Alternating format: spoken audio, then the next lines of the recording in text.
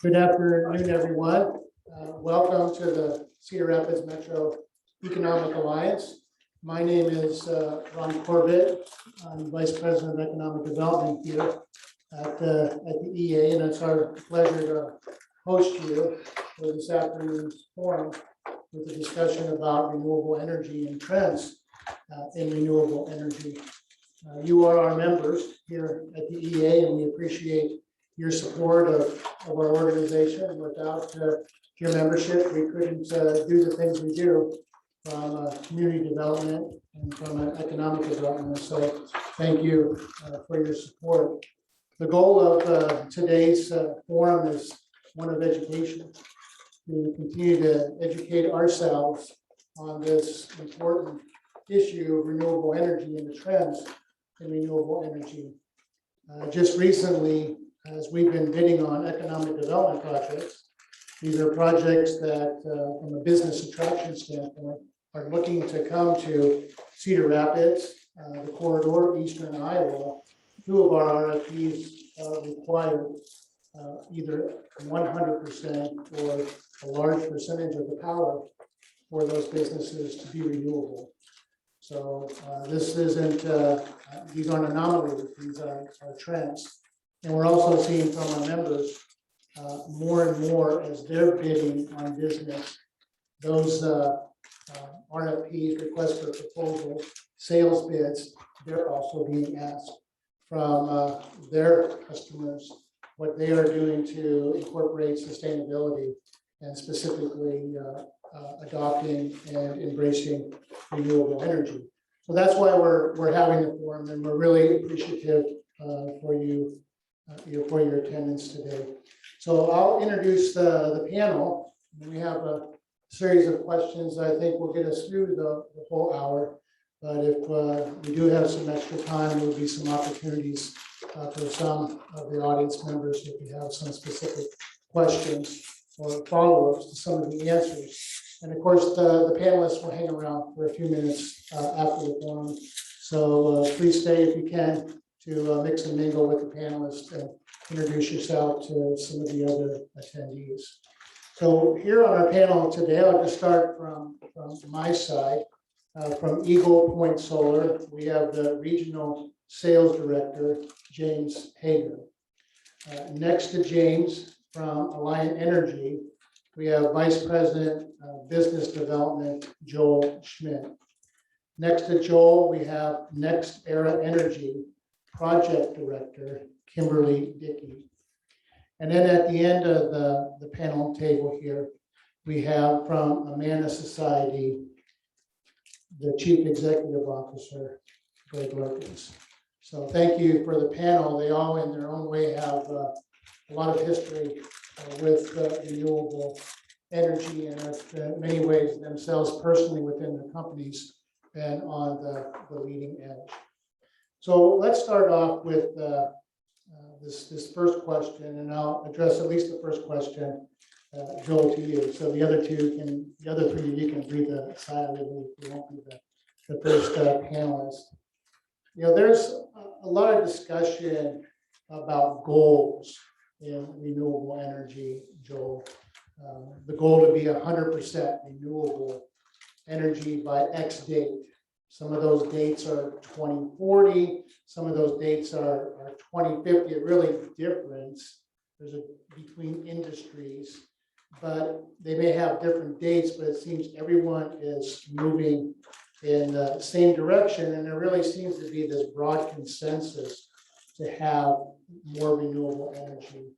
So my first question, maybe from a large 15,000 foot looking down, are these goals just moonshots, or are they really attainable goals? Thanks, Ron, and welcome everybody. I'll do the short answer, then I want to do a little reflection on this is a pretty important date for this community. Us specifically, this is the anniversary of the derecho coming through. So I've been having a lot of employee conversations today, some events. If you'll indulge me like 90 plus seconds, I'll kind of go through that and then go to it. The question. As I said, it's been very emotional, I think, for all of us. I'm not going to go through the stats. I look out at this crowd, you all lived through it, you know, this was like something we've never seen, never been through before. My 34 years, almost 40 in the industry, nothing like this that I've seen. But today at Alliant, we're really focusing on gratitude. So first and foremost, thank you to all of you, the broader community, be you an official, elected official, a citizen, our customers, my colleagues, and all those that came from all over the United States and Canada. And frankly, we had some global resources helping us out in supply chain and other things to make this happen. Today, we just announced our goal of planting 1 million trees in the next 10 years. That's roughly one for each of our customers that we're privileged to serve. We also were the lead of the Relief Cedar Rapids project. There's press releases out. You can watch the nightly news, go to all your sources to get more on that, but very proud to be doing that. If you want a little nostalgia, go to our website, alliantenergy.com/powering optimism.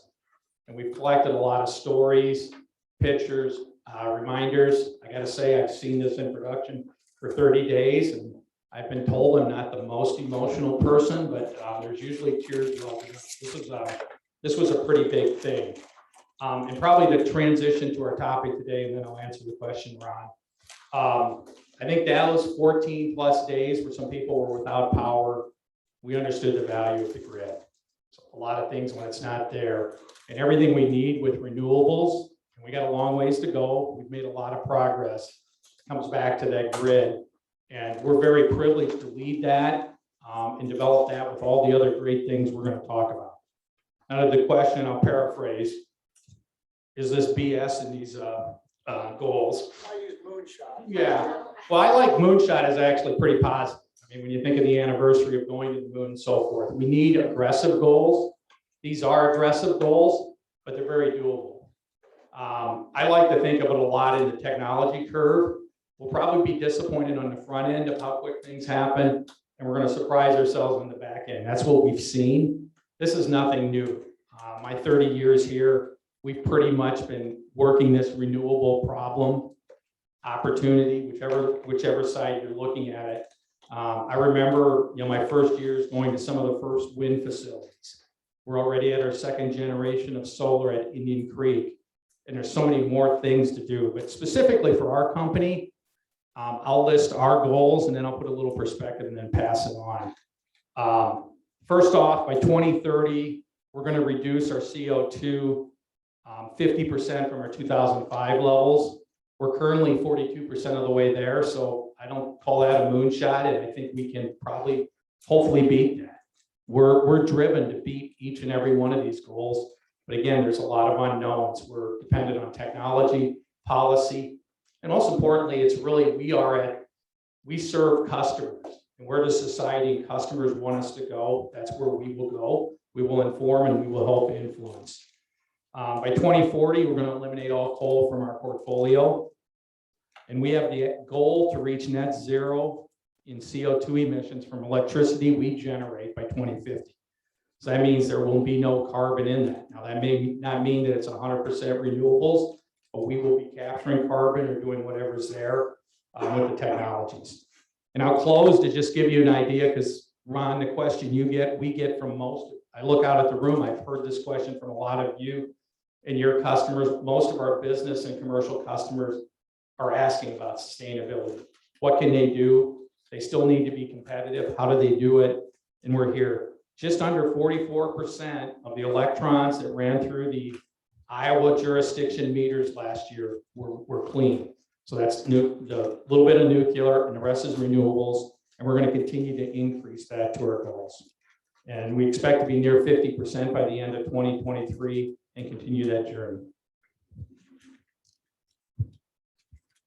Well, Kimberly, I'll follow up the second question with you. NextEra has much larger footprint nationally than Iowa does. And we're always used to reading our own local news and seeing about what's happening in our region, our corridor, in the state. And as Joel said, 43%.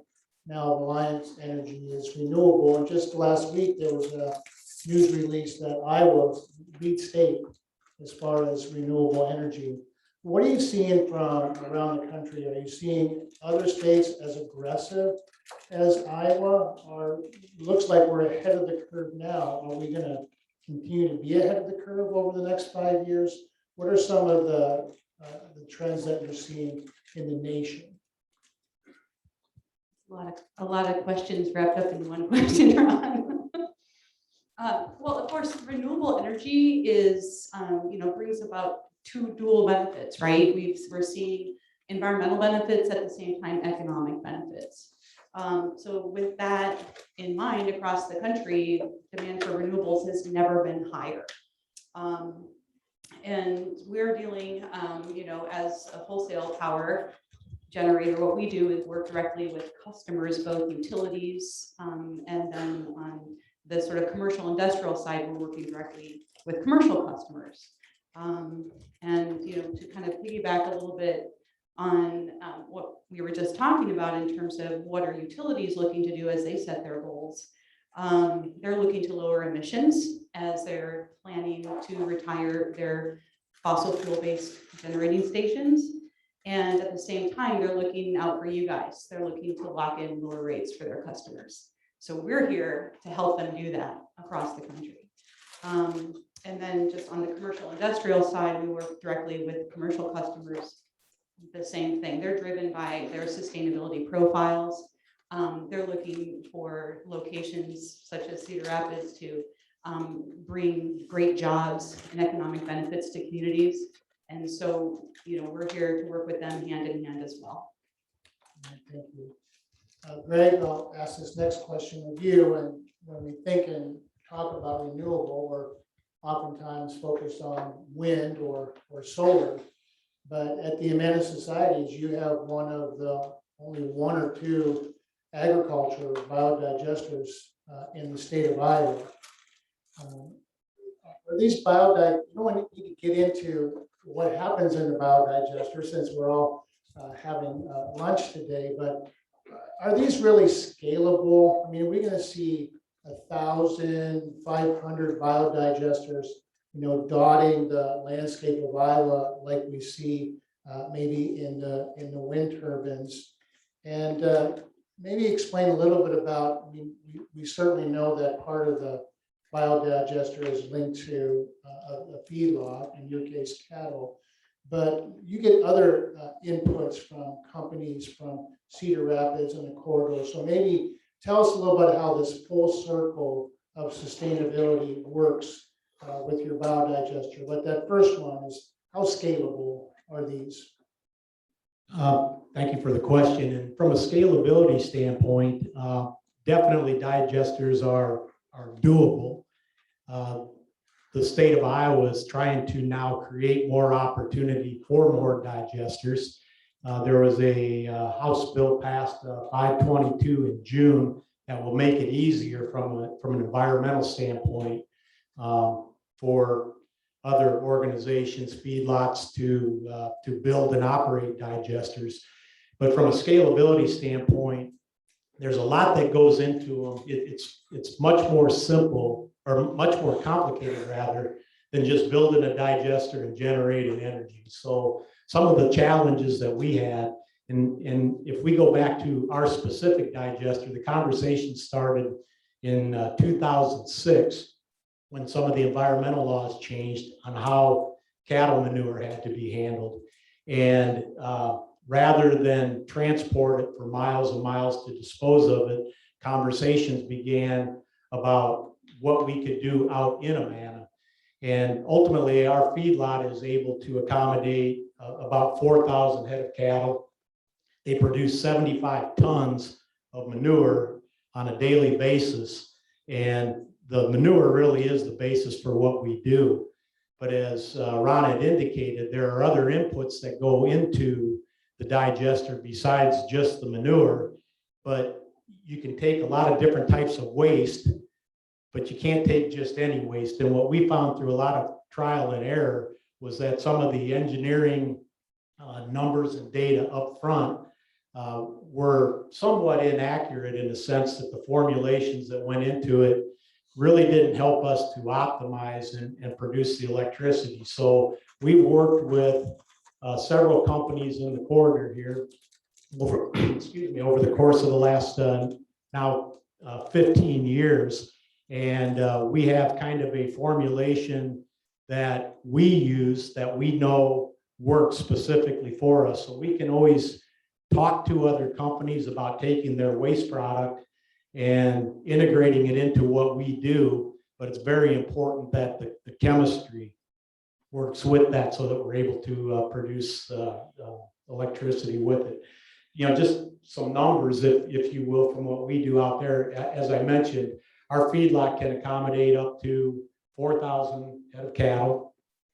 Our digester operates with 4 710 kilowatt generators producing 2.8 megawatts of potential power.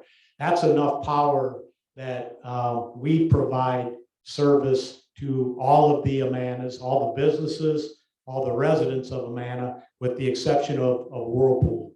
So we can produce above and beyond what the community needs with our digester. I mentioned before that 75 tons of manure are produced per day roughly out of that digester that go into it. The process of going through the digester is about a 30-day process where it breaks things down. One of the outputs is methane gas. The methane then is the product that's used to generate the electricity.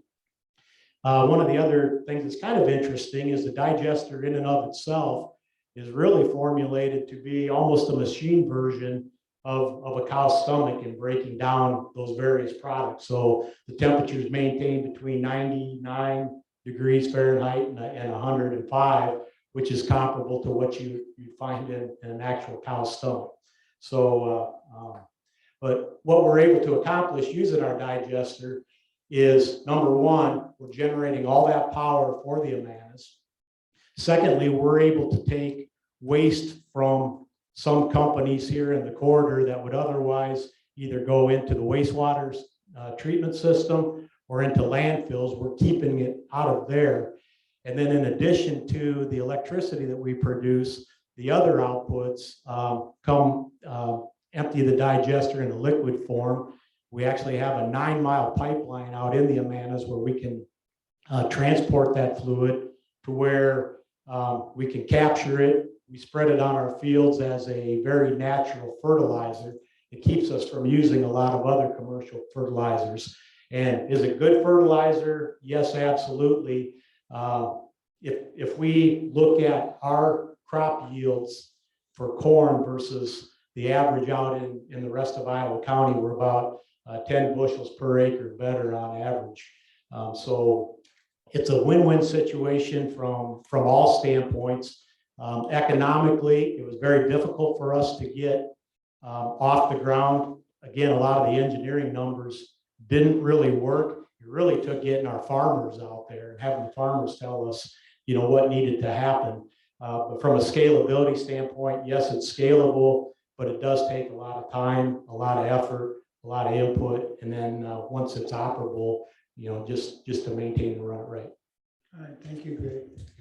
James, we'll turn to you. You're with Eagle Point Solar. The other day, someone looked at my phone and they said, you need a new phone. That's a very old version of the iPhone, and the phone itself still works, but it doesn't have all the latest and greatest. So I will ask a specific question about panels. Even in some circles, solar panels have been criticized for not being very environmentally friendly themselves as a panel. Talk to us a little bit about technology. What was a panel doing 5 years ago? What's a panel doing today that couldn't be done 5 years ago? And where are we going to be 5 years from now? If we have our businesses out there that are thinking of investing in solar, is the technology accelerating so much so that, once they get them installed, is it going to be, outdated? So maybe share with us a little bit about the panel technology itself. Thank you, Ron. 5 years ago, panels were, the average panel was about 170 watts. And the cost was approximately $4 per watt. Today, the panels on our average panel can range from 350 up, getting up to close to 500. So the production has increased on each panel, each footprint that we have for location. Some of the technology going forward, we see that has increased or allowed us to produce more per panel are the bifacials, split production on those as well. Those have increased, and we anticipate that that will continue to move forward. As for the investment going forward, we see we feel very strongly that we're going to have that storage is going to be a big part of it as well. So we're producing now, let's store it, let's use it in a timely manner, and they can do that to, businesses can do that to mitigate or reduce some of the demand charges that they're incurring. So that is a possibility. Also, it's something a bit of a twist. My nephew is actually going to school in Germany. And one of the things that they're doing over there, which I found very interesting, are they converting using the solar and converting it to hydrogen. A number of factories are piloting this. The efficiency is about 30%. Once it hits 50%, they're going to go live with it and use it in their fleet. So it's a really twist that's going on. And I think there's tremendous opportunities in solar going forward. Thank you. Let's move a little bit to talk about capacity and demand. I'm old enough to remember stories that we were going to run out of oil. And then all of a sudden, with new technology or some discovery, a new oil basin was found. Same with natural gas. We were going to run out, and then fracking technology, advanced. When it comes to solar and wind, where are we on the capacity? Have we only tapped into 5% of the opportunity? Are we 50% of the opportunity, Joel?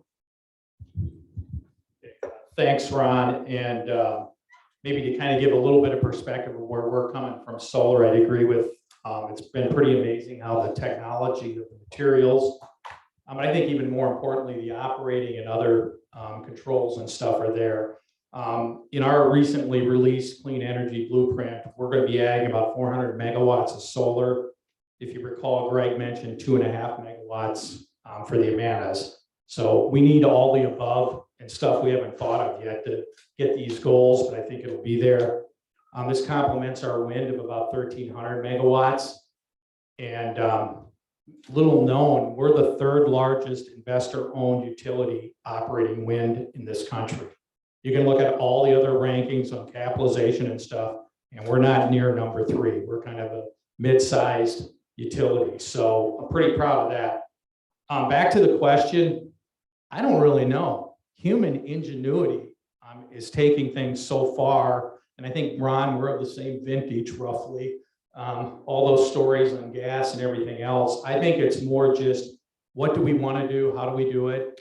You run into new issues on everything. We're starting to talk about what do we do with these wind blades now that they got to be recycled.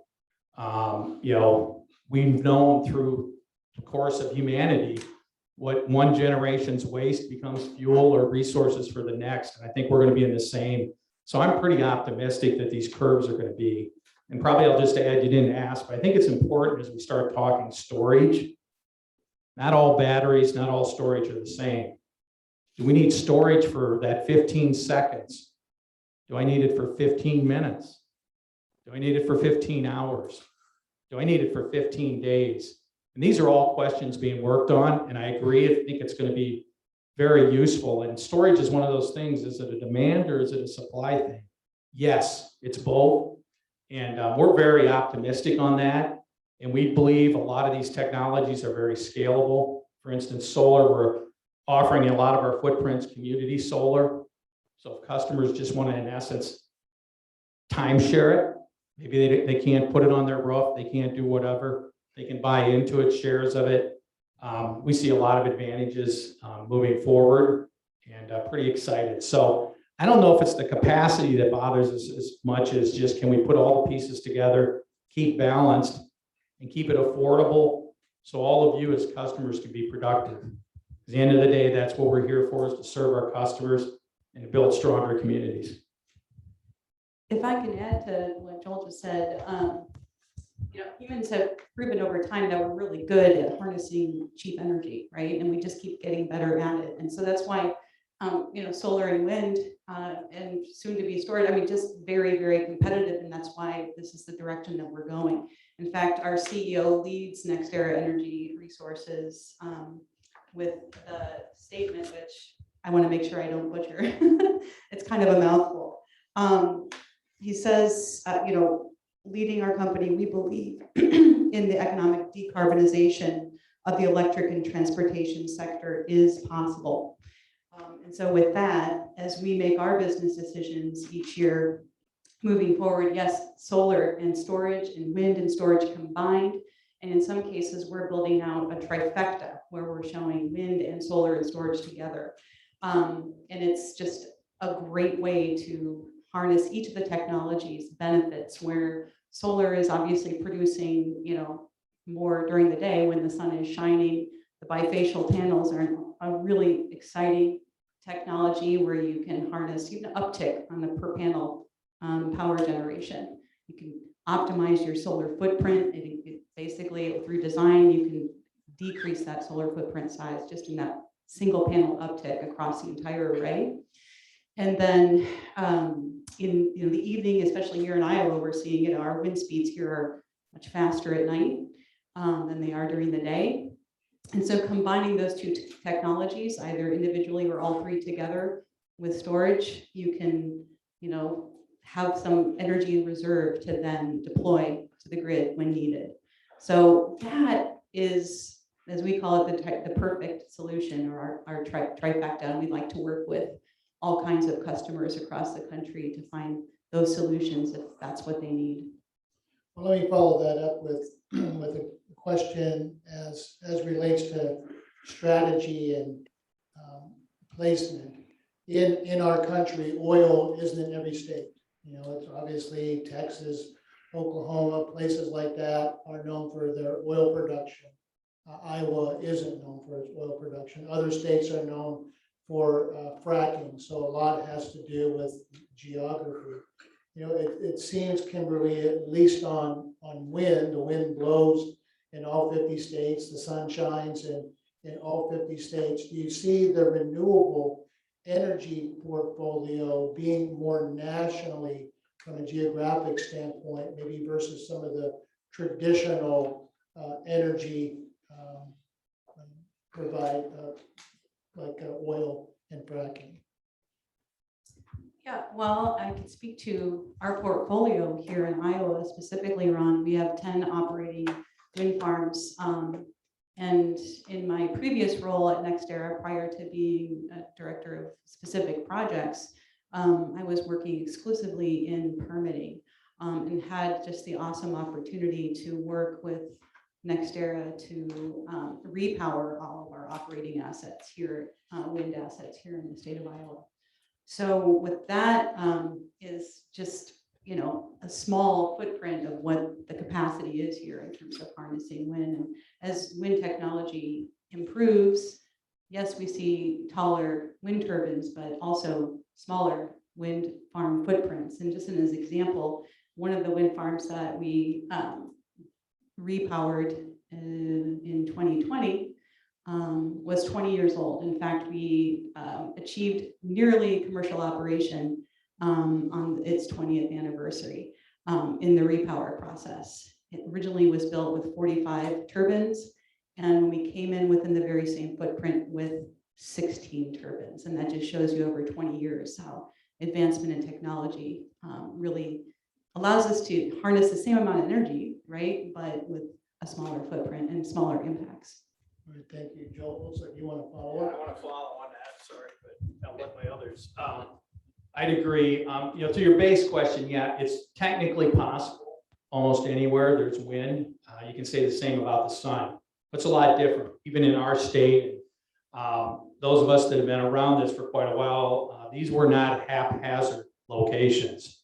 It is a complicated science, but it is a science that can be figured out. And I think we're moving a lot further along that as well with solar and the sun and radiance. And we'll do the other fuels. The way I like to think about it is historically, we had a lot of the fuel then generated to move a lot of the power. Now we can locate the power. In other words, at the sources where it's best, we have the best capacity. And then you can make those economic choices. Is it better to give a little bit for closer location or transport it, put it within the system? So I like the optionality. To give a reference, there's a reason the Northeast is pushing for offshore wind. Their onshore really isn't economic, and it's not just land, it's wind that's causing issues, as well as the land density. So it's there. We've got a lot of potential left in this state. And much like we feed the world, we've got a lot of potential to power a lot of the world. Not to dominate on utility scale, but it is also a matter of framing. You're right. We don't produce, from a fossil fuel standpoint, we don't produce oil here. But what we are doing, just to think about a framing of that footprint, because we have tremendous wind and solar resource here in Iowa, and it's just down to science to figure out how to harness it best and what time of day and what location. It's framing that footprint. So as compared to fossil fuels, solar generates that resource free from the sun, and wind, obviously wind farms from wind right at that source. And so comparatively for life cycle carbon emissions and footprint, you're not bringing in a fuel source via railway or long haulers on Interstate 80 to bring it in or across the country as a continuous food supply. For those generating facilities. With a solar facility, with a wind facility, the fuel source is right there. Let me move over to Greg. Several of the panelists have already used the word customer. They've used the word consumer and requesting renewable, requesting sustainability. Greg, you have a direct-to-consumer operation there at the Amanas. What are you seeing from a marketing standpoint as you're marketing to newer customers, potential customers, existing customers, about how you're sourcing your product that consumers are purchasing as it relates to renewable energy, but then just sustainability in general? What Ron's referring to on our direct-to-customer business is in July, we launched a direct-to-the-consumer beef business. So now you can visit amanafarmsbeef.com and order a product that we have produced, or really homegrown beef fed out of our pastures, direct to the consumer. And the reason that we got into that business, number one, it really fits what we do. I mentioned before quite a bit about the digester. We've got the large cattle operation, particularly as COVID has hit this entire country. People have become much more conscious of their food and the sources of their food. So now we've got a product that we feel our customers can be confident in. They know the source of it. We're basically handling that product from the time the calf is born until the time the meat is ultimately delivered to us. And we have that ability to trace back. And that's becoming very, very important to consumers as a whole. You're seeing an awful lot of competition in that business, but for us, our sustainability really goes back to 1855, when the Amanas were first settled and lived in a communal society out there. So our focus tends to be very much on sustainability, the land, and the whole Amana story. And from a marketing standpoint, our story and our brand is a huge part of what we do. And we think it gives us a tremendous advantage as we're going direct to customers with this product. Thank you, Greg. We'll shift back to you, James.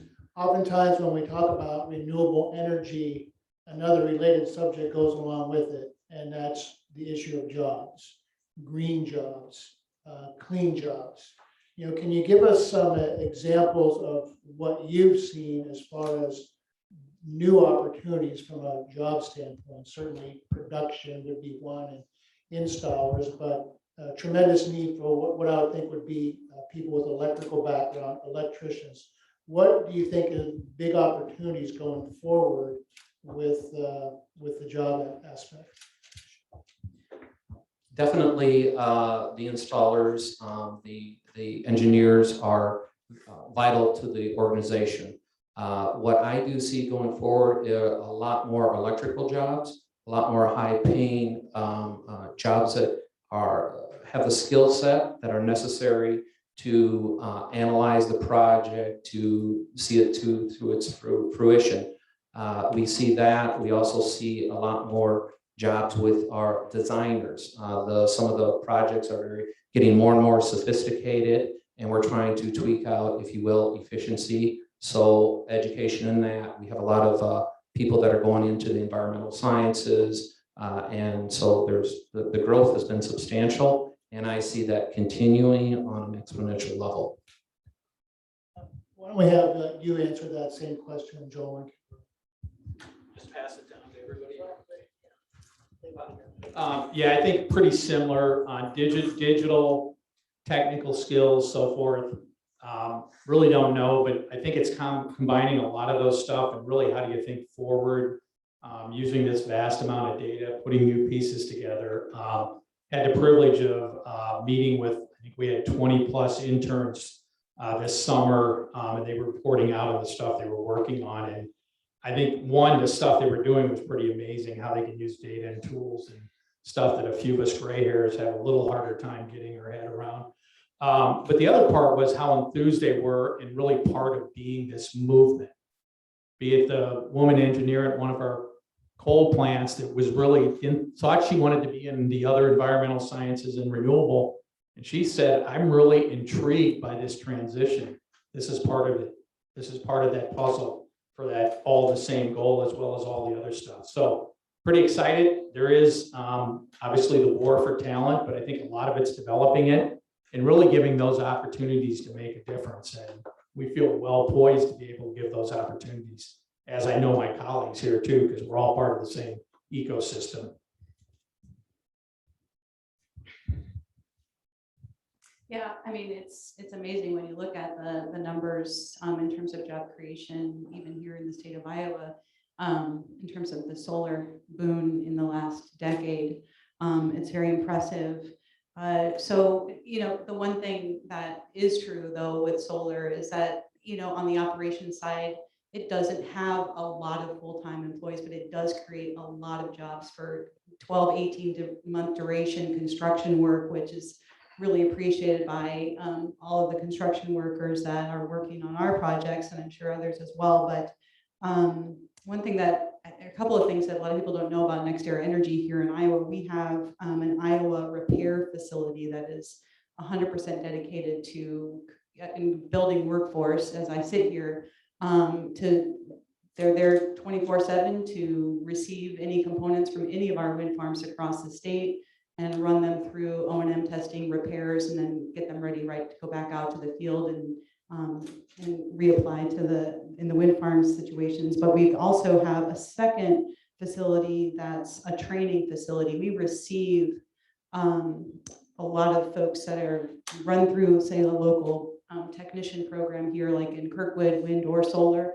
And then as they are looking for job placement, they come through our training facility near Des Moines and spend a lot of time there to get additional education before they find placement on our wind farms. So we're committed to training, we're committed to excellence and just building a really, really great workforce here in Iowa. Last thing I'll say about solar and wind and renewable energy in general is that it's a force multiplier. So when folks like yourselves, whether you're commercial, industrial, and then our utility customers are looking to meet those sustainability and portfolio goals, when we can, find a match and find a location, a city where we can find a home, we can help attract those businesses And those businesses that are looking to bring 200 or 300 jobs to your community, that's the force multiplier that makes it work great. Then maybe follow up with Greg on that same issue of jobs. Do you think that companies that are more receptive in embracing sustainability, renewable energy, that actually could be a recruiting tool for them as people are wanting to work for companies that have goals in that area? Without a doubt, the younger generation and my kids, very conscious of what's happening out there in the world. And they want to work for socially responsible organizations. They seek those types of positions with companies. And so you have to be very aware of that when you're going out and recruiting. And even for us, like in our business, you think of one of the great aspects of what we do is our farming operation. But farming has changed a lot over the years, and it's become extremely important to be aware of everything that's going in the ground, everything that's going in the air. And for us, 2020 was an interesting year. Like everybody here experienced was impacted by the derecho. What we found was our sustainable energy, the digester, was a great diversification for our business. So in our farms, it's provided not only a revenue stream, but a profit stream that really takes a lot of the pressure off of the normal businesses of raising the crop and raising the cattle out there. So definitely it has a financial impact.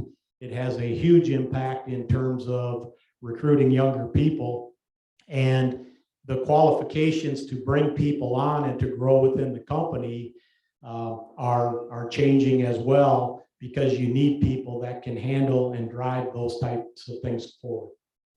All right, thank you. Kimberly, you said these are some things you may not know about NextEra, and Joel, you mentioned something about rankings and stuff like we do rank everything. It seems like we rank who's the best state for education, who's the worst state for education, who has the best water quality, and who has the worst water quality. And Iowa did recently just was designated as being number one. That's number one now. It doesn't mean that will be number one in the future. You have to have these goals. But I mean, is it possible for Cedar Rapids, the Eastern Iowa, the corridor, to say we're the sustainability capital of Iowa, we're the sustainability capital of the United States, and tell our story, your stories as providers, the business story as people that are embracing and pushing that? Is that, Joel, a moonshot? I think that's probably a moonshot because the world's a pretty big place, but I definitely think it's worth going. And I really would key on, we need to tell our sustainability story.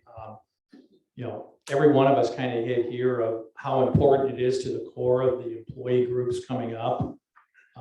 We know, hearing from our customers, a lot of your customers, which is ultimately where these products are going, that it's important. Social responsibility isn't just a buzzword. It's something that's happening. And I think, as with anything, I'm a strong believer, the stronger we tell our story. And there's a reason most of us are in this community.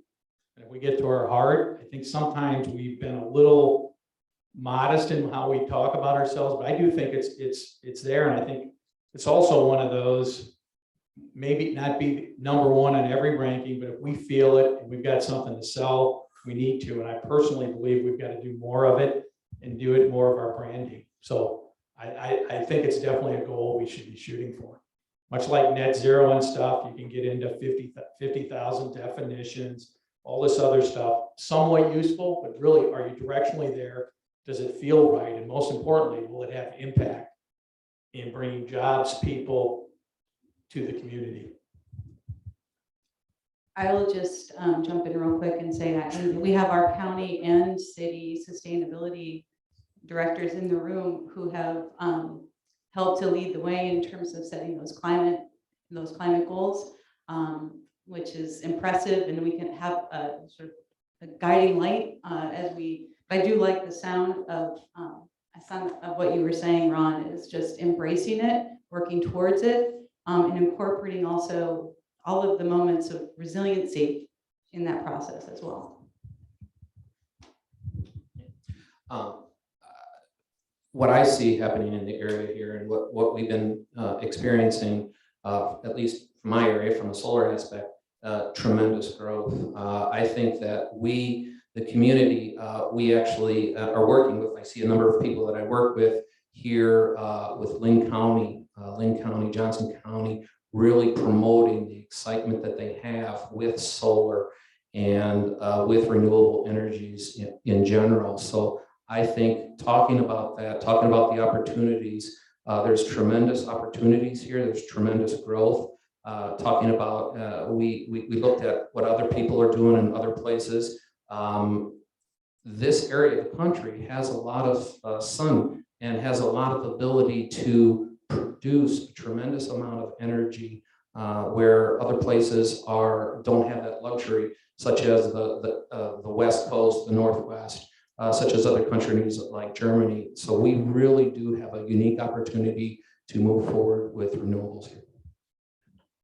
So Joe, on this same vein, working with your customers then, as they're maybe tweaking their mission statements or they're changing their marketing materials to incorporating, telling their story of how much renewable energy they're using, who does Line have in place that can work with these companies if they really want to incorporate this message to their customers and suppliers?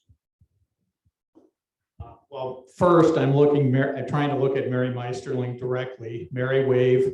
Go to your account manager. If you don't have one, we've got a business resource center, and we can get you this information. Our website has got a lot of good information as well. Engage in the discussions. On sustainability specifically, we just held an event for our investors. Most of you that have been around public companies know you have investor days. This was all ESG related. Every topic was ESG. That's what the day was about. That's out on our website as well. So I think that's maybe to give you some, hopefully, sparks of inspiration, maybe some places to go. We're always willing to share our contacts. We have, a lot of contacts, as I've heard from our colleagues as well. We watch the rest of the world. There's a lot of stuff going on in what we call clean tech. Be it everything from, you mentioned solar for hydrogen. I've heard pitches on solar for making steel, solar for fertilizer, renewables for this. Some of that's going to work, some of it won't. We know that. That's how science works. That's how innovation works. But go to our account managers, use our resources, and engage us in the discussion. This is core to our long-term success. I mean, if our communities are not strong, we're not strong. And we firmly believe this is the direction, and we're here to help facilitate. When Joe says ESG, that means environment, social, and governance. And it really is an initiative that I think initially maybe started with investment bankers, Wall Street, large investment firms, venture firms. Greg mentioned earlier about public policy that needed to be changed to be more favorable for the chance for biodigesters. You have customers here, our business community that's here to learn, but we can also be an army of advocates as relates to trying to change social policy. Sometimes people like the government to lead, other times they like the private sector to lead. Everybody has a different political spectrum, but what needs to be done in Iowa from a public policy standpoint? Are there any significant obvious changes, or are there some areas that we need to continue to stay the course to encourage renewable energy? James? Sure. One of the things that we're doing would really help. The Iowa has an initiative. They give a certain amount of tax credit available. Wonderful idea. We're having tremendous demand for that. And in such that they're actually underfunded, if you will, so we can continue along that areas. We'd love to see that increase. It has spurred growth and it continues to do so. Huge demand. And if they could continue along that path, that would really, that would help tremendously continue. Because when people look at solar, they look at for the green aspects, but they also want a return on investment, right? So if they're looking at a return on investment, that helps mitigate some of the cost, and therefore the payback period is quicker and the return is much higher. So some of those things that they've been doing is great. We'd love to see that continue and even expand. I'll add just a few comments to that. You know, at the Amana Society, we're a private organization. We have a number of shareholders. A lot of them are local to the Amanas out there. They have wants and needs and expectations that we operate in a sustainable fashion. And with that, you know, we're constantly balancing the profitability of the business along with some of the sustainability aspects and initiatives that we want to take on. So, you know, with that, I think from a state standpoint, I think we're definitely moving in the right direction. I would agree that more funding for those types of projects out to private businesses would be helpful. I know it would allow us to do a lot of things. You know, we've got our digester out there. We're actually looking at potential solar farm. We have 7,000 acres of timber out there that quite frankly needs some attention. And it's just really having a limited number of resources as a private company to go and take those things on. The more that can be made available for us to do, the more initiatives we can take on. Great.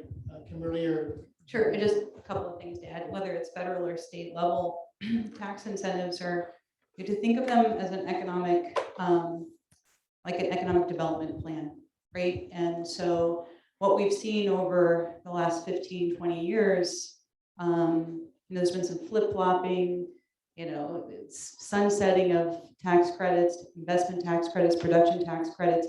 When those things are allowed to happen, there's uncertainty, you know, in the industry. When they have been extended, you have a longer run times for development of projects and actually bringing projects online, spurring development and investment, right? So strong public policy is important. It's a strong driver for economic development, drives economies of scale, which ultimately brings down the cost of maybe your own investment on your own home or your business. So. I'd probably just add, I mean, first and foremost, engage and be educated. As you can probably tell from the discussions today, there's lots of different angles to all these issues. And make sure, you know, what is the goal? Is the policy moving fast enough? One thing we've got a lot of initiatives. We all have our own biases here. I understand that. You all have yours for your business, but understand it from the various perspectives. One thing we worry about is the equity. We've got the obligation to serve all customers in our franchise. And, you know, the stat that continually sticks with me, and I think it's still pretty close, because nationally will tell you as well, 50% of our customers have household incomes below 50K, 25% less than 25K. And, you know, we all know incentives tax, it's money, it's being allocated. And that's really an important part of the discussion. If it's important, make sure you understand it. Make sure your voice is heard. I think that's the thing. But I think also I go back to probably kindergarten when they said you get 2 ears and 1 mouth. A lot of these issues you need to listen twice as much and talk not as much. You can all give me feedback. I know I need it most days, but this is complex. But collectively we can get to those right answers, because this is long-term public policy that we're talking about. well, we're getting towards the end of our hour. I had a couple other subject matters that I wanted to hopefully explore during this panel discussion, but we're going to run out of time. I'm really curious about the supply chain. We get everybody excited and we all go out and implement, you know, renewable energy, maybe on the solar front. So what that does to the supply chain, but we're running out of time. So this is just going to be a continuation of a conversation that we're going to have at the Economic Alliance to inform you as members, to build up political support if it's needed to make public policy change to keep our community and communities in the corridor on the cutting edge. So what I'd like to do is just give everybody 1 minute of closing to say a few words, and then we'll wrap things up. And you're welcome to stick around and visit with the panelists and mix and mingle with. So James, again, thank you for being here and give you a chance for some closing remarks. What I'd like to really convey to people that these renewables are here to stay. They're growing. We look forward to the future. It's going to be something that not only can we work towards today, it's something that's going to be passed on to our children tomorrow. The cost of it is extremely affordable today, and I really see that only continuing as technology becomes available. So looking forward to the future and really appreciate all the work that this Lynn County has done, as well as the businesses and the wonderful support that we've had. I echo all of that. Thank you for having us here. Continue to engage us in these discussions. I think we've got a lot to offer, and we're going to be here, and we're going to be part of this future. You mentioned supply chain, so I can't do the shameless plug since I have oversight for Trevero Logistics here in town. And September 15th, that warehouse in Big Cedar is going to be open. I know we're talking to some of the people here and other customers, really important, because it is important for economic development in Iowa's economy that we get freight transportation there, because we have so many great assets here, so many things we've talked about. I'm really bullish on economic development, but that's going to take all of us, and we're going to have to push it. I think what I'll just say is that, it's just as important to Next Era Energy as it is to everybody in the room to make sure that Iowa stays ahead of the curve. Due to the work of Senator Grassley and other great leaders in our state of Iowa, Iowa's, a leader, and let's keep that trend and build that national identity. And we're here at NextEra to just help customers achieve those goals. I think I'd echo what Joel said a couple of minutes ago, just about, listening and educating yourself. There's a lot happening. One of the interesting things that we find in business is just how do we as a company define some of these things that we're doing. And you can get into some pretty deep discussions that take you in many ways, but at the end of the day, it's about really getting focused. The renewables are important. I think it's going to be extremely valuable in recruiting the best talent going forward. As Ron indicated, it's important to recruiting some of the best companies that want to come in here and help us to keep our economy moving forward. So again, it's just stay educated. I would invite anybody that has an interest in at any time coming out and seeing our digester, give me a call. We're glad to give you a tour. A great turkey too. Let's give the family.